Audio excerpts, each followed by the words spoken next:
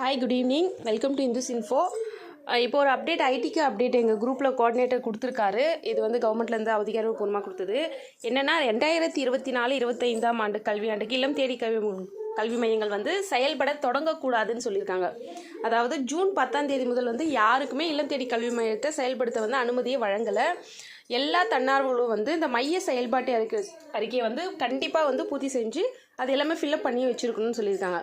ஏன்னா அதை பேஸ் பண்ணி தான் நம்ம கோஆர்டினேட்டர் ஒரு லிஸ்ட் எடுத்து யார் யார் வந்து ஒழுங்காக பண்ணியிருக்காங்க, அந்த இமேஜஸ் எல்லாத்தையுமே டிஎல்எம் இது எல்லாமே வந்து அவங்க பார்த்து இவங்க ஒரு லிஸ்ட்டு வந்து நம்ம கவர்மெண்ட்க்கு சென்ட் பண்ணி அவங்க அப்புறம் யார், அதாவது ஜனவரி, பிப்ரவரி, மார்ச் ஆகிய 3 மாதத்துலையுமே நம்ம பதிவேற்றம் செஞ்சிருப்போம் இல்லையா, அந்த புகைப்படம் ப்ளஸ் மாணவர்களுடைய எண்ணிக்கை, நம்ம அட்டெண்டன்ஸ் போட்டது, தன்னார்வலோட ஈடுபாடு எப்படி இருக்குதுன்னு எல்லாத்தையுமே வேலிடேட் பண்ணி அதுக்கப்புறம் தான் நமக்கு